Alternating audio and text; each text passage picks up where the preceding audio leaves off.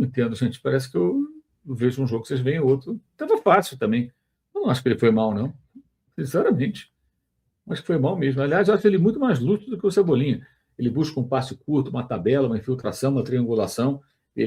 O Cebolinha que errou um monte de jogadas. Várias jogadas, inclusive ele trocar a cara com o goleiro, perdeu o gol no primeiro tempo, teve outras Não oportunidades. me deem como parâmetro o jogo de hoje.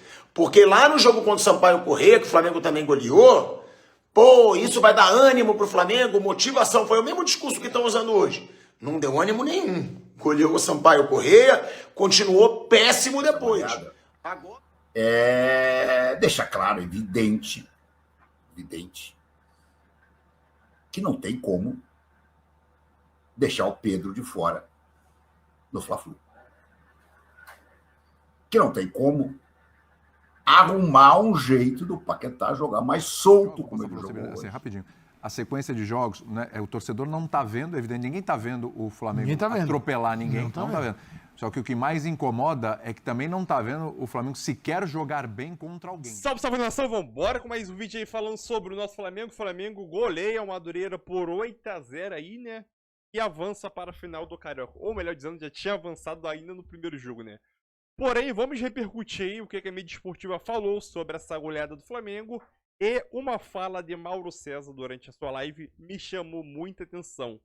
No sentido de, eu vejo o Samuel Lino gerando mais jogo do que o Cebolinha. Eu prefiro que o Felipe Luiz insista e recupere o Samuel Lino ao invés do Cebolinha.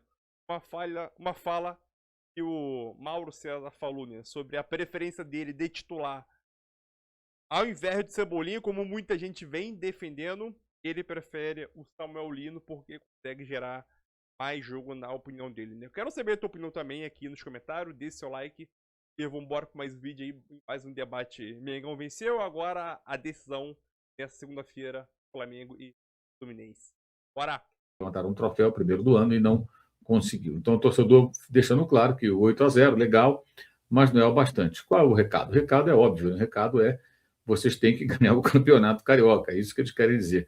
Eu não tenho a menor dúvida com relação a isso, né? É uma cobrança para que os jogadores vençam a final contra o Fluminense no próximo domingo.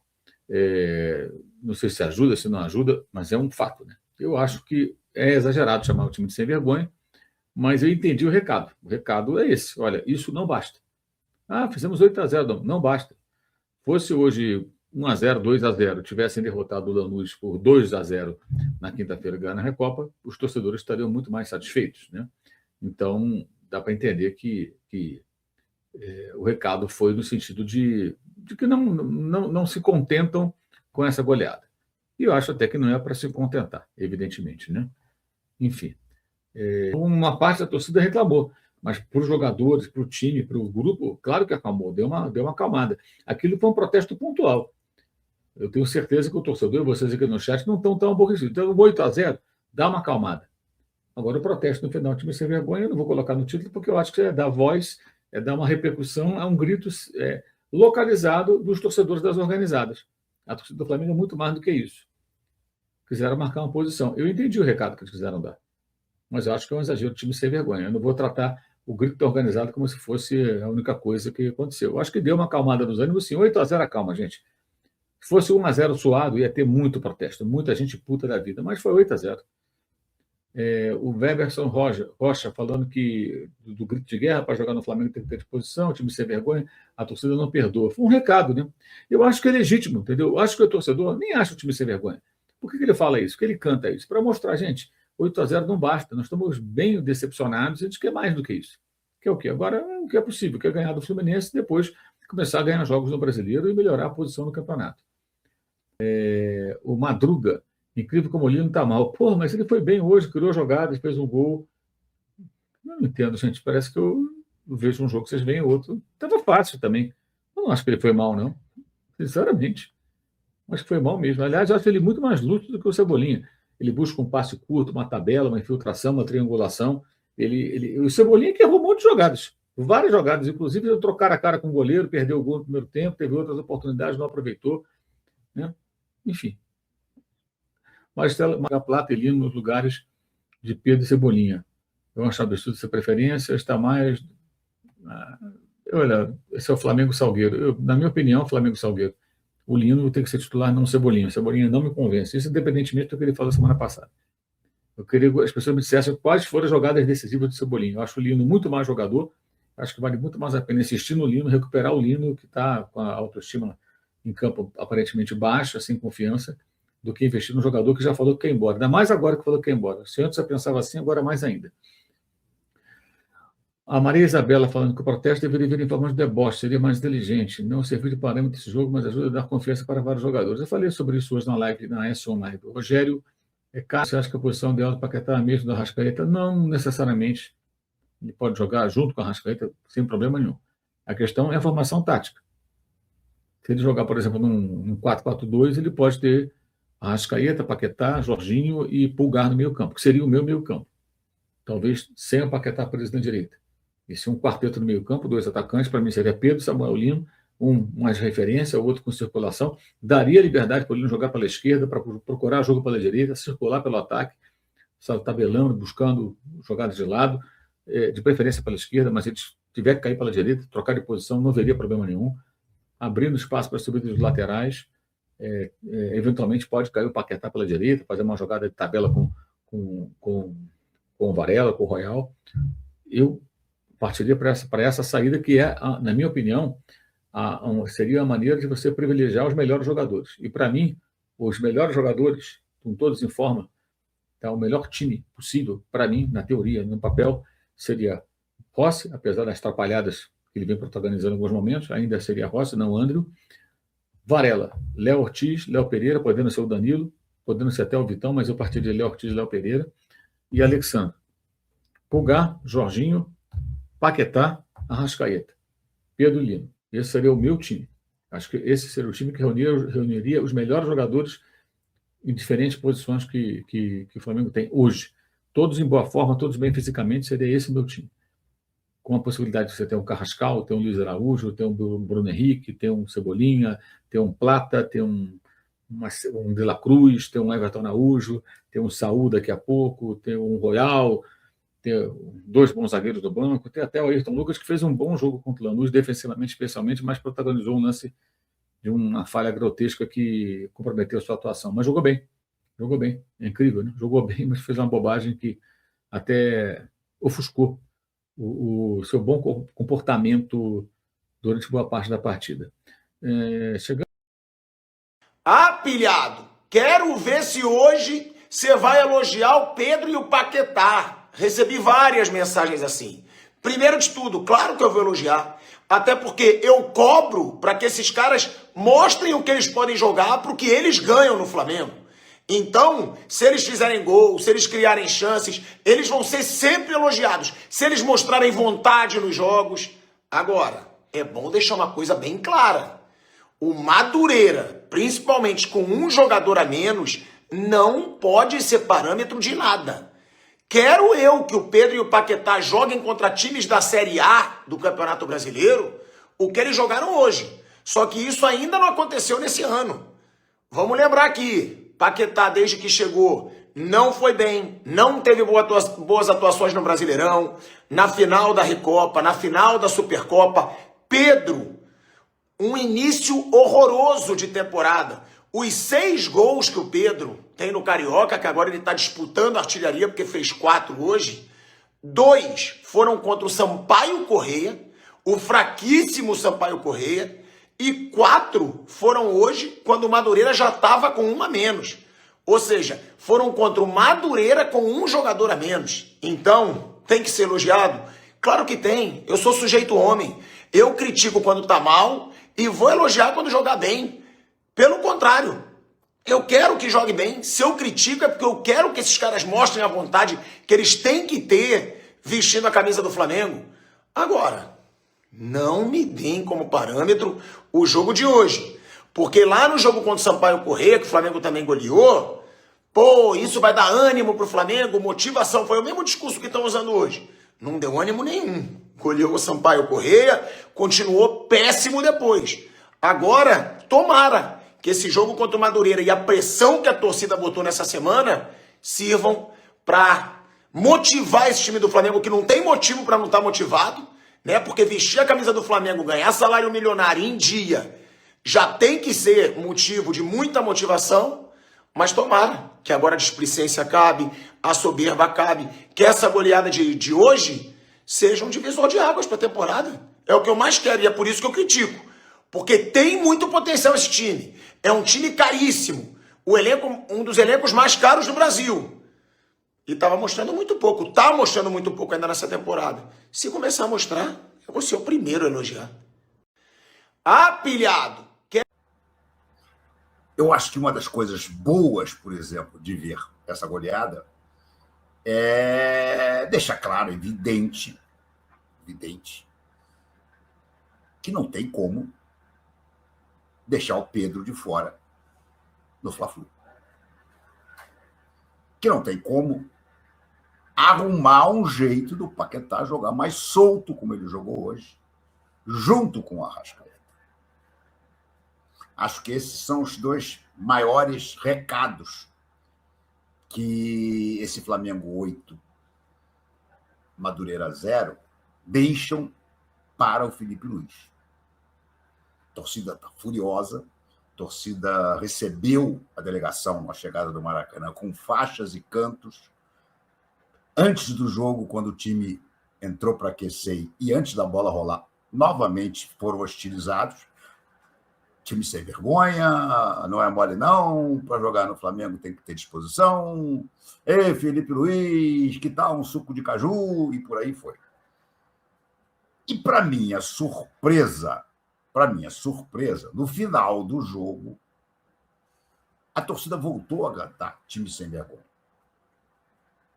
Se a gente parar e analisar com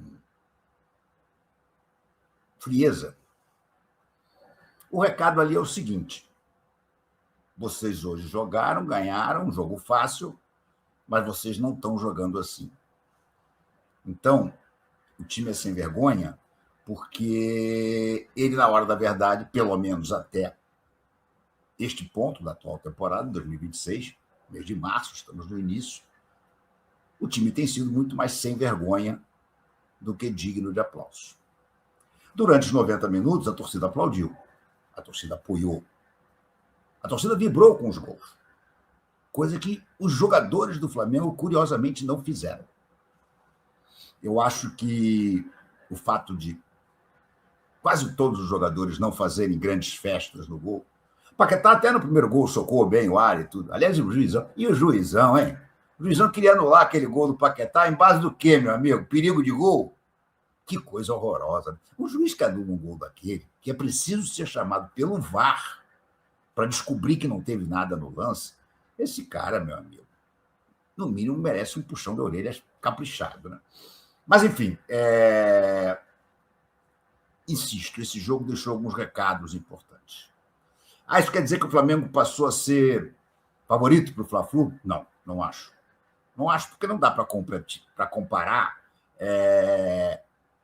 as atuações contra o Sampaio Corrêa e Madureira, as duas do Madureira, com o que vem pela frente aí no Fla-Flu. O Fluminense não jogou bem contra o Vasco? Não jogou, é verdade. Mas era uma semifinal, era um jogo entre dois gigantes, um jogo complicado, né? O Vasco se empenhou, jogou com o coração na ponta da chuteira e coisa e tal. Poderia até ter ganho se o Fábio não pega aquele pênalti que botaria 2-0 no placar para o Vasco. Mas, enfim, eu acho que, de qualquer maneira, na minha concepção, na minha cabeça, o favorito do Fla-Flu de domingo é o Fluminense. Mas a gente já viu trocentas vezes, principalmente em clássicos, o favorito perder. Quem foi que teve uma frase bonita outro dia sobre favoritos? Acho que foi o Arthur Jorge durante a Copa do Mundo dos Clubes, né? Ele disse que o cemitério está cheio de favoritos. Uma coisa mais ou menos assim. E é mesmo, em grandes jogos, o favoritismo muitas vezes acaba se tornando até um peso e atrapalha mais do que ajuda. De qualquer maneira, eu acho que a torcida do Flamengo tem bons motivos para dormir tranquila hoje, pelo menos. O que houve em campo hoje não quer dizer que vai mudar tudo. Claro que não. Mas alguns recados que eu espero que o Felipe Luiz tenha aprendido. Porque se ele não aprendeu, amigo, aí não vai adiantar nada hoje. Por exemplo, vamos falar do Pedro. O Pedro fez 4 gols hoje, né? Já é o artilheiro do Campeonato Carioca. Né? Tinha 2 mais 4, 6. Está lá junto com um jogador de um time menor, que eu não me lembro qual é. Vou tentar puxar aqui, já informo para vocês.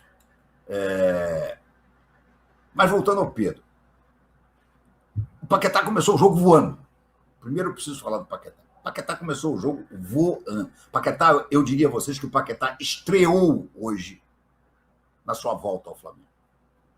Foi a primeira partida do Paquetá em que se viu aquele jogador com aquela movimentação, com aquela disposição, com aquela fome, com aquele talento de organização, o jogador que nós esperávamos quando foi contratado por aqueles 42 milhões de euros. Né? Então, que nem o próprio Felipe Luiz, e assim, eu falo isso até tendo falado sobre o Paquetá, que eu acho que ele funciona muito melhor nessa posição e tudo mais, mas não é por causa de uma atuação contra o Madureira com um jogador a menos que a gente vai dizer que, tá vendo? Não disse que é ali que o Paquetá funciona, tal. Esse jogo, ele significa muito pouco, e acho que no momento em que a própria torcida reage da maneira que reagiu, a gente vai falar sobre isso, mas ao final do jogo isso demonstra o quanto a relevância desse resultado é muito pequena, e acho que é pequena também para o Felipe Luiz tirar qualquer conclusão ou dizer, o Pedro fez 4 gols, eu vou então colocá-lo como titular.